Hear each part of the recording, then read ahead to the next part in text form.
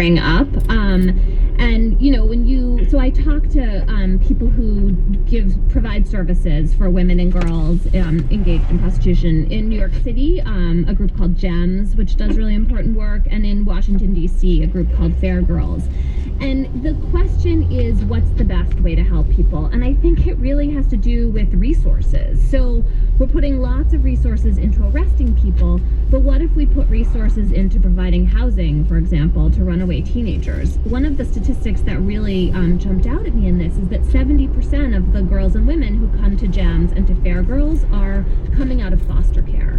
So when you see something like that, it's really heartbreaking, and you feel like, okay, this actually isn't a complicated question. If, people had more services, more support, more love in their lives, they would not be at risk of what for a lot of those women and girls is not like a good, healthy choice they're making for their lives. And then the question is how to try to help them with a social safety net, and whether the criminal law is a kind of distraction from that really important job. How much sense does that make to you, Tricia, given your work? That makes total sense. And also, I wonder have you heard of the ACE survey, where doctors are given a survey to ask their patients, and they can score anything over 4 out of 12 or whatever it is means that these patients are at risk, and then trying to get them get them the services they need through things like programs like that, where you can kind of pluck out the people who are at risk. It's such a complicated and important conversation to be having, and I hear you and I agree with that. You need to kind of swoop in and get people before they're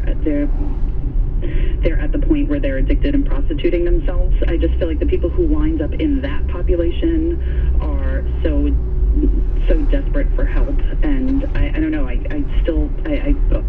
battle this in my own mind about whether or not regulating is the right thing to do, when I feel like they're just putting themselves in a position to re-traumatize themselves over and over again, even if they think that this is the choice that they're making. Emily? Yeah, I think that, again, this is just really important stuff to talk about, because it falls into this gray area of people's real lived experiences, which is so much truer to real life than the kind of black and white portrayals that you often see, where you either have this like completely content, happy sex worker, or someone who is like being enslaved. Most people's experiences fall into the middle, and their feelings about what they're doing may change over time. What they need may change over time. And so, to me, what makes sense is to talk to these people themselves and hear their points of view about what they need.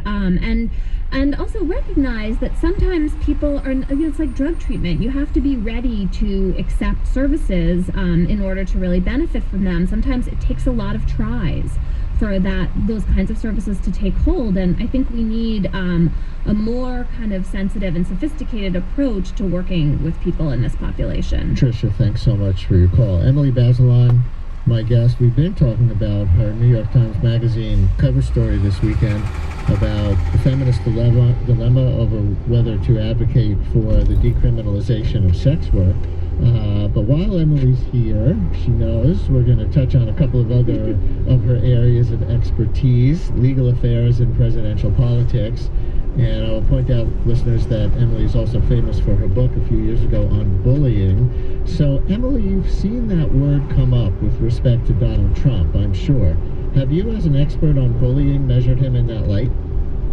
I mean, Donald Trump is like a sort of the definition of bullying in a lot of ways. He's a person with growing political power who turns on other people in a way that we just haven't really seen in the political discourse, because it can be vicious, not fact-based, and incredibly belittling and demeaning. So he's like a kind of master bully, if we really want to rate him on a scale.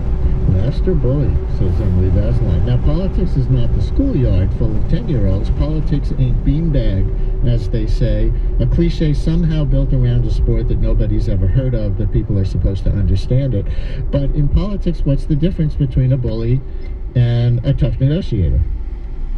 Well, that's a good question. I think some of it just has to do with tone. So, when Paul Ryan said over the weekend and last week that he's holding back on supporting Donald Trump, it seems like his big concerns have to do not so much with policy, but with the self-presentation, the Trump persona, in which, you know, you accuse Ted Cruz's father of collaborating with Lee Harvey Oswald based on one completely based on a photo that's not of Ted Cruz's dad that appeared in the National Enquirer, right? Yeah. It's those kinds of tactics that really seem to cross the line. As traditional conservatives decide if they can support Trump, one scenario I've heard is asking him to declare who he would consider for the Supreme Court.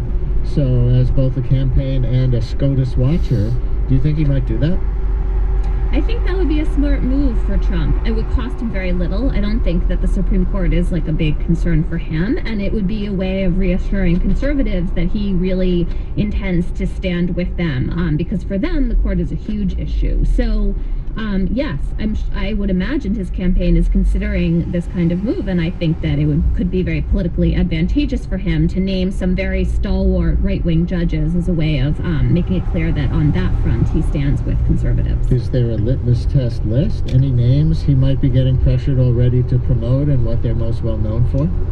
He has talked about, I think, Judge Michael Luttig, a retired judge from the Fourth Circuit in Virginia and a couple other states, who has a really strong conservative record. And there are other people kind of on that list, maybe younger people who, you know, have a strong track record. You want to make sure that if you're on the side, that you pick a judge who is in favor of abortion restrictions, who will uphold Citizens United.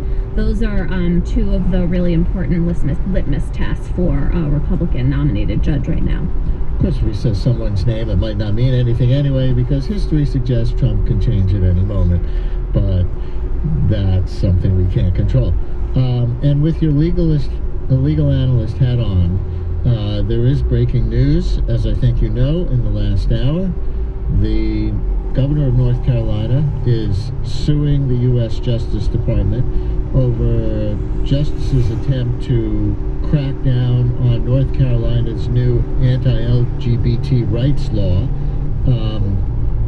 And I guess regardless of how we feel about whether trans people should be able to use the bathroom of their choice, or whether the state should be allowed to prevent cities in North Carolina from enacting any anti-discrimination law having to do with any gay people as well as transgender people, what's the civil rights versus states' rights legal issue here? Yeah, it's a really fascinating clash we're seeing. So the state has enacted this law that prevents trans people from using the bathroom of their choice. They have to go into the bathroom that corresponds with their birth certificate.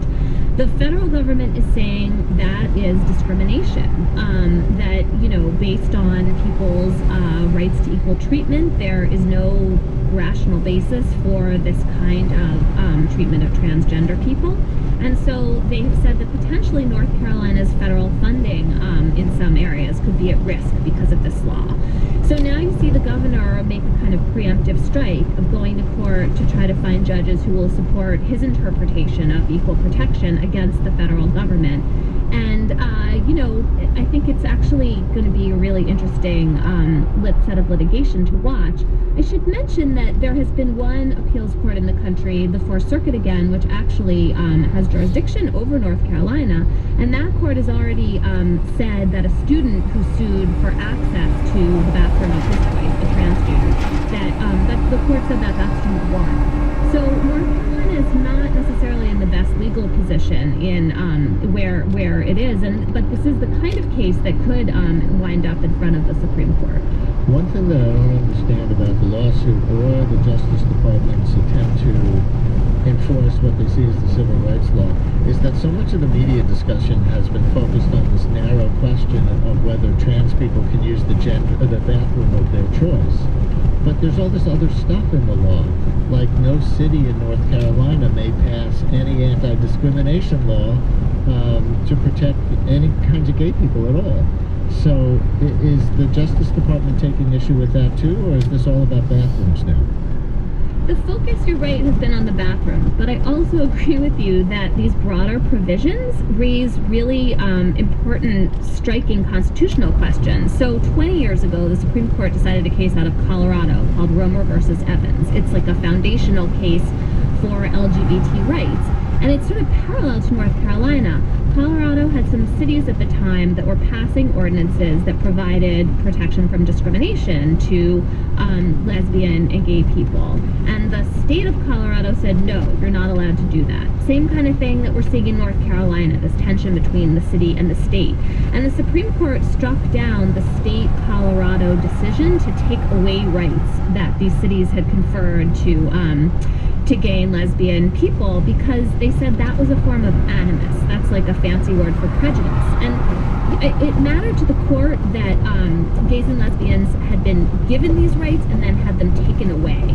And in the context of North Carolina, you see the same thing for LGBT people. And so I definitely can imagine that also being litigated and looked at based on the precedent the Supreme Court set in Romer versus Evans. Last thing, I've been trying to figure out why there is such public sentiment in North Carolina and some other places to stop trans people from using the bathroom of their choice, when there's been no particular problem that anybody's been able to document with, abuse of women or girls in the ladies' room, as is the scary monster that's being raised here.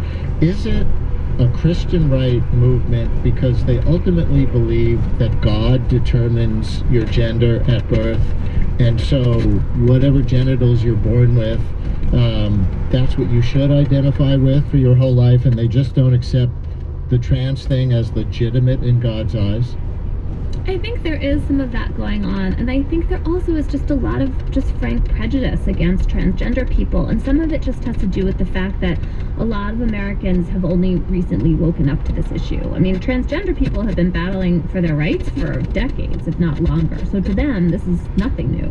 But I think a lot of people have not really ever thought about this issue. It seems kind of foreign to them, and what we've seen is a lot of fear-mongering around the bathroom. The bathroom is an intimate space. It's a space where people take their clothes off and they feel vulnerable. And so I think that people who have a lot of real rank prejudice against trans people have kind of capitalized on a lot of kind of, amorphous, inchoate fear about the bathroom.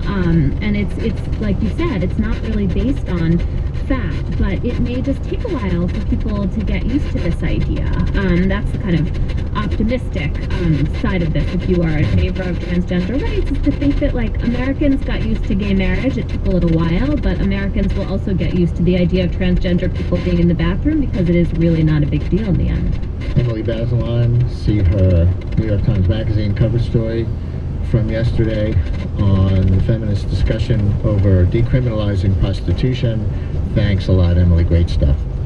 Thanks so much for having me. Brian Lehrer on WNYC. Coming up next, Katie Marin from Friends of the High Line on the importance of public squares in cities around the world. Stay with us.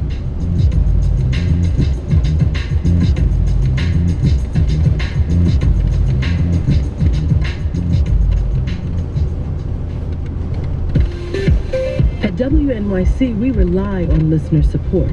But what exactly does that mean?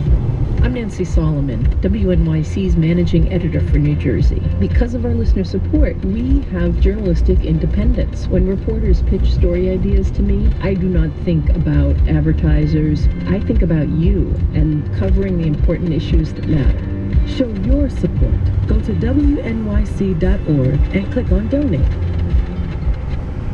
WNYC is supported by Genovic Paint and Decorating Center, whose newest location in Soho on the corner of Thompson and Broome Streets is now open, featuring Benjamin Moore and Hunter Douglas. More at Genovic.com. Shuffle Along on Broadway, starring Audra McDonald, Brian Stokes Mitchell, Billy Porter, Brendan Victor Dixon, and Joshua Henry. Directed by George C. Wolfe and choreographed by Savion Glover. Tickets available at shufflealongbroadway.com. Actors. We really do get a bad rap, but as my colleague Ellie Kemper explains, it's really just a matter of perspective. I think for a person, I think that I'm sold that if you don't cooperate, we're going to send you to Egypt or to the Egyptians, right? And the for assumption a rendition was, or something right, like that. Yeah. Well, we weren't. The Iraqis wouldn't have known that word, but just the idea that, or even worse, to Israel, right? I mean, or to even Guantanamo Bay. At this point, Guantanamo Bay had a much stronger sort of record for the Iraqis than even Abu Ghraib did. So we would have those discussions. Can we do that and then make the detainee think that they're going to be killed there? And I think the overwhelming answer was no. We can't do that. So there as strange as it may seem, there were absolutely discussions and conclusions that there were certain things that we could not be doing. In this book, you describe something called the Palestinian chair. Yeah. In fact, you tried it out to see, well, what does it feel like to be strapped into the Palestinian chair? First of all, how did it get that name, and how does it work? Yeah, I was never clear on where the name came from. There were assumptions that the American interrogators and military interrogators had been shown during a joint training exercise with the Israelis. I don't know if any of that's true, and it doesn't matter if any of that's true. It was used by Americans. So people who want to make this connection to suggest that this is something coming from the Israelis it's ridiculous. These were Americans doing these things. I was doing these things, and I was an American. The Palestinian chair was. Well, it was the first time. So I'd certainly used stress positions at this point, but it was the first time I'd seen a device that was used to put someone into a stress position. And I remember thinking it was strange, but again, not completely out of the ordinary. But Ferdinand and I had discussions about it, and there was a point later in Fallujah in which we thought someone deserved to be put in this chair, and we thought before we did that we should both sit in it and get a sense for what it was. And it forced you into essentially a permanent squat at the lowest point of a squat, and it prevented you from recovering. Your hands were tied back behind your back down to your ankles, and all of your weight was on your hips and your thighs and your calves, and the pain was searing and extraordinarily unpleasant. Now, there's been lots of talk about how people suggest that they've faced far worse in basic training or football practice. It wasn't the pain that was the torture. It was the knowledge that you couldn't escape, and that someone else, and in this case Ferdinand, was holding essentially the keys. And where your mind can take you, and the kind of pain that you think you may be faced with, or what the rest of your day or week is going to look like. That's how you torture someone. Did you ever use the Palestinian chair? I did not. No. For that reason? Well, this is an area where I'd love to say, look, there's something I did right, there's something I did well, but I'm not going to do that. If I'd been in Fallujah longer, if certain types of prisoners had come in, I don't think there's any reason, or I don't think I have any right to suggest that I wouldn't have. But no, I never did use the chair. That's Eric Fair, our guest in this hour of Radio Times. Grew up and actually lives here in the Lehigh Valley. We've been talking about his time in Iraq. He was a military contractor and interrogator working in both Abu Ghraib and also in a detention facility in Fallujah. And his memoir, Consequence, is about both what he did and the kind of guilt that he has been experiencing for the last 10 years about what he did, what he saw, and what he didn't do as well. 1-888-477-9499. You can also send us an email, radiotimes@whyy.org, and you can tweet us at WHYY Radio Times. You mentioned Stefanowitz. I mean, you name a lot of names in here. Are these people, in any way, are you outing some of these people, or do we already know this? No, they're public names. There's actually a suit. Someone is suing Khaki, and the names, to include my name, is in that public record. So no, I did not out anyone. I'm certainly, my intention was never to put anyone in danger or to expose someone's cover. That's not what this book is about. We're not talking about spies here. So there was I did not name names in the very beginning when I started writing in 06 and 07. And the relationships that I had with these guys who were close friends ended immediately. They simply kind of broke contact with me and refused to be in touch, and I certainly understood.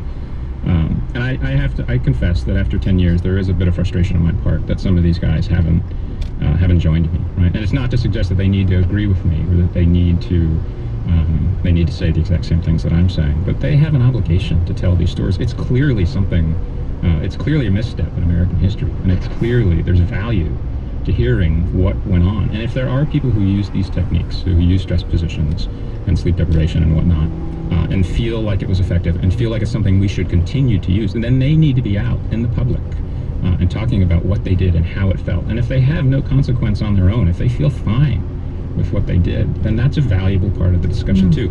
But silence is not. And I'm tired of hearing from voices from people that were not involved in the interrogation program and suggest that they know people who did these things and that these people tell them that I don't want those voices. I want the people who were there, like me, and we, all of us, have to start talking. You're very honest about how guilty you feel. I don't want to frame, this is going to come out more harsh than I mean it. Mm-hmm. Is it the guilt about what you did or what you didn't do. And by that I mean didn't do by either stopping someone or sounding the alarm while you were still in Iraq. I think over the years, so the initial guilt, I think, was some of the things that I had done. And so this becomes a strange kind of thing, because there's a part of me that wants to say I did very little in terms, the vast majority of my interrogations were open and honest, and I used my language, and I was effective as an Arabic interrogator. And I just sort of almost sampled some of these techniques very briefly and was very uncomfortable with them and did not use them. But I have no right to do that. I'm, if we're guilty in terms of this being torture, I'm as guilty as anyone. And so I wanted to steer clear of suggesting that I somehow am less guilty than someone else. We're all essentially in this same boat. So, yeah, but as time went on, I think it became, I struggled more with the idea that, and certainly when I started writing in 2006, that I had not stopped these things, and I had not gone to someone and said, hey, look, this is beneath us, and we shouldn't be doing it.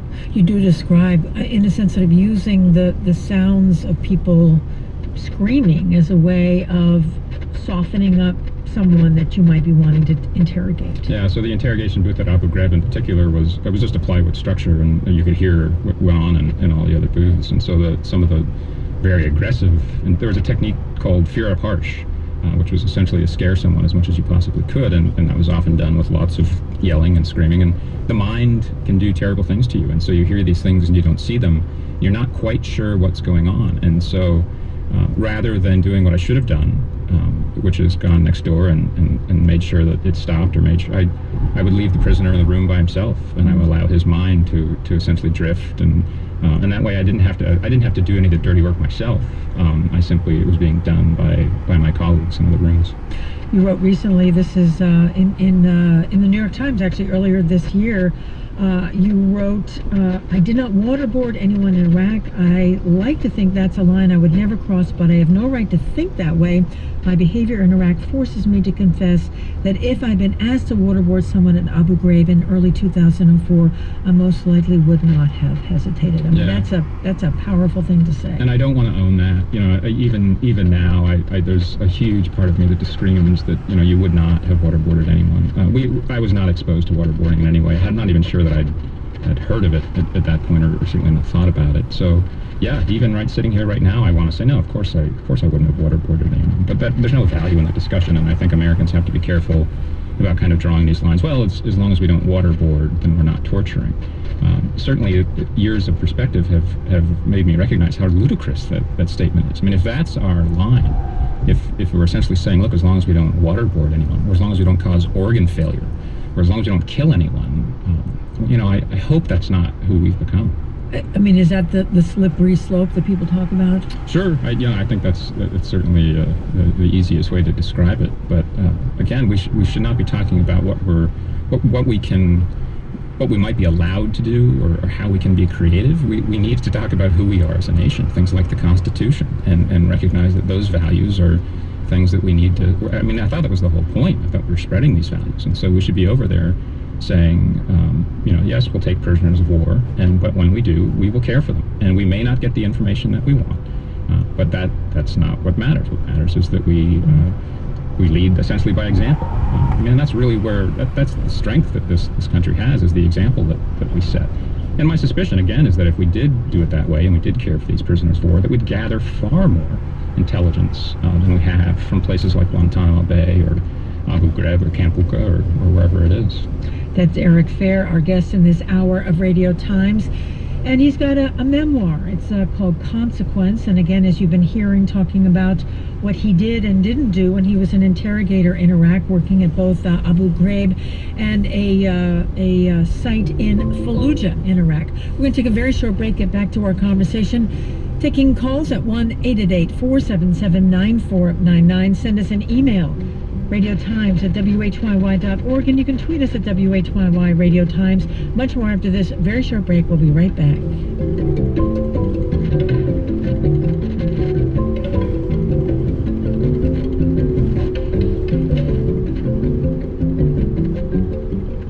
Serving Philadelphia seniors since the 1860s, Simpson House is currently renovating this historic retirement community and expanding it to create new dining venues and the Cornerstone. The Cornerstone will feature 36 new independent living apartments with a variety of floor plans and amenities designed for today's seniors. Information about Simpson House and the Cornerstone expansion is available online at simpsonhouse.org. Simpson House is proud to support programming on WHYY.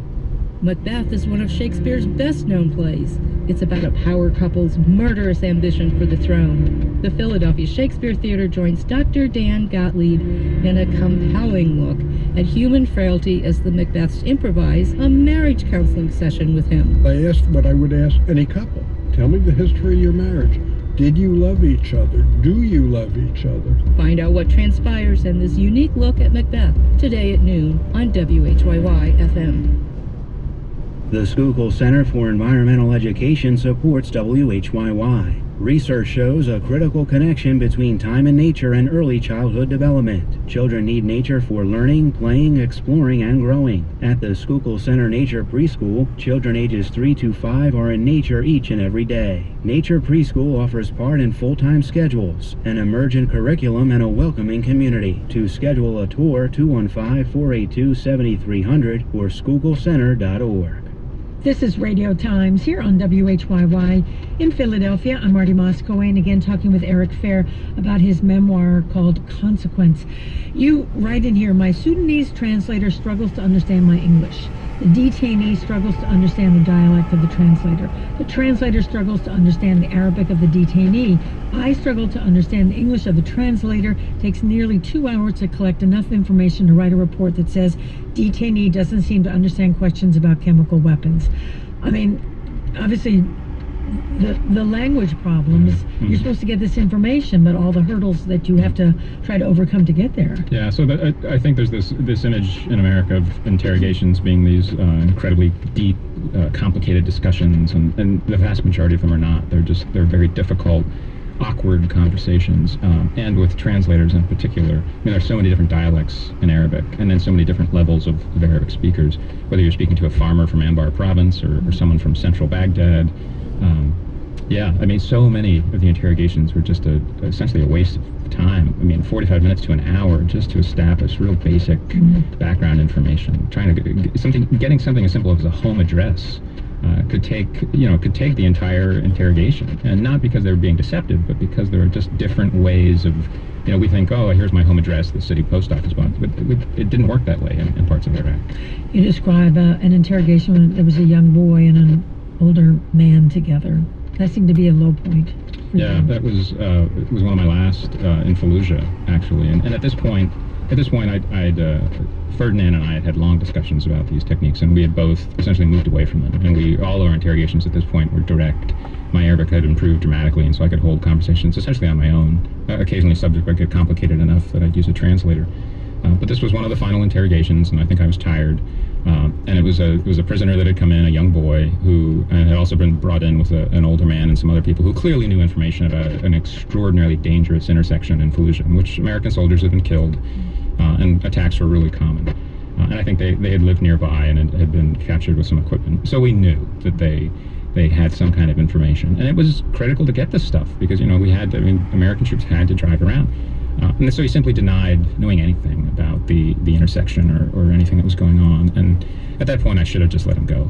Or not let him go, but I should have just ended the interrogation and moved on. I mean, he was essentially being courageous for lying to an American interrogator. But I got frustrated, and I remember I ripped the chair out from underneath him, and he fell to the floor. And when he did, the old man, who I had essentially forgotten was in the room with me, kind of approached, and I shoved him back, and he whacked his head on the wall. And that thump is something I still, even today, I can hear it and kind of feel it. So yeah, it was that. Was there a low point in Iraq? I don't know. The whole thing was just low. So, but I remember it well. You have had nightmares. Do you still have nightmares about it now? I will tonight. I mean, because you're right. The discussion, we're stirring things up here. Certainly, time. I didn't want to hear that time heals all wounds. A year or two after I'd gotten out, because things were still so intense. But there's no denying that certainly we're able to fill it with new memories and new thoughts. But a trauma like war, and there are certainly other traumas similar to this. It doesn't have a place to fit in your memory. It's in some ways like an open filing cabinet, and you can't get it shut all the way. And it's always right there, and there's no way to put it away. I'm sure some people listening to us would say, oh, I would never do that. I would never cross that line. And I remember saying this to you back in 2008, where I made the assumption that you're a good person. I think you were at Princeton Theological Seminary at the time, so I thought there was some indication that this was a person who was interested in morality and goodness and perhaps badness. But what you're saying is that even a quote-unquote good person can do some of these things that in this case are torture. Yeah, well, there were no bad people, and I mean, there were a few people who I didn't like to work with, and some people who annoyed me, like any office environment. But I worked with